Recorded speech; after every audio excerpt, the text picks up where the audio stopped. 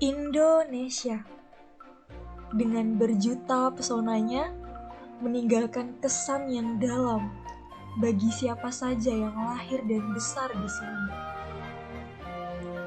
Ada yang menggambarkan negeri ini dengan peribahasa Gemah Ripah Loh Jinawi, yang artinya memiliki kekayaan yang berlimpah.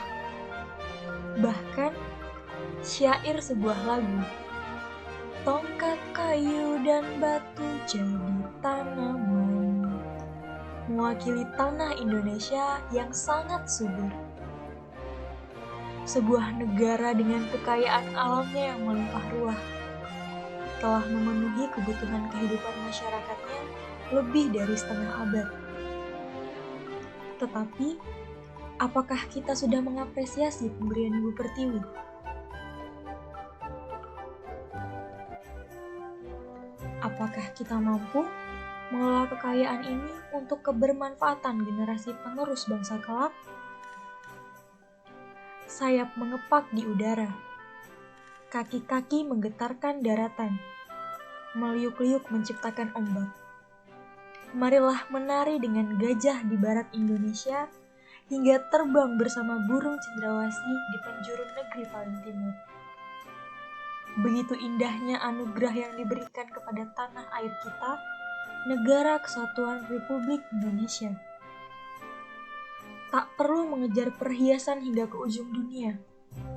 Negeri ini dapat melahirkan ribuan emas dalam sekali kedipan mata. Tak perlu menyelam hingga ke inti bumi untuk mencari minyak. Negeri ini telah mengalirkan minyaknya dengan deras bagi kemajuan tanah air. Kepulauan Nusantara yang membentang luas menyimpan kekayaan alam yang melimpah. Di dalam ragam geografis Indonesia, tersedia berbagai jenis kekayaan alam hayati dan non-hayati.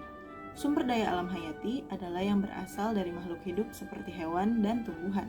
Sebaliknya, sumber daya alam non-hayati adalah yang berasal dari bukan makhluk hidup, seperti sumber daya fosil, sumber daya mineral, sumber daya tanah, sumber daya air, sumber daya matahari, dan sumber daya angin. Begitu melimpah ruahnya sumber daya yang dimiliki oleh Indonesia, dan juga kita bisa merasakan berbagai macam manfaatnya. Maka sudah sepantasnya kita menjaga sumber daya alam milik Indonesia. Beberapa daerah seperti Aceh, Kalimantan Timur, dan Riau mendapatkan dampak positif dalam perekonomian karena memiliki sumber daya alam yang melimpah. Sektor pertambangan, minyak bumi, batu bara, bahkan kelapa sawit membuka kesempatan untuk mendapat dana yang besar dan membiayai pembangunan daerah tersebut.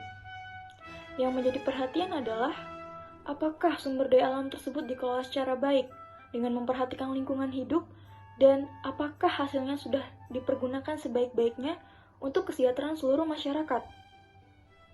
Kerusakan sumber daya alam dan lingkungan hidup di Indonesia dapat dilihat antara lain kerusakan hutan, daerah aliran sungai, erosi tanah atau lahan yang berlebihan, kerusakan lahan, dan juga kelebihan tangkapan ikan.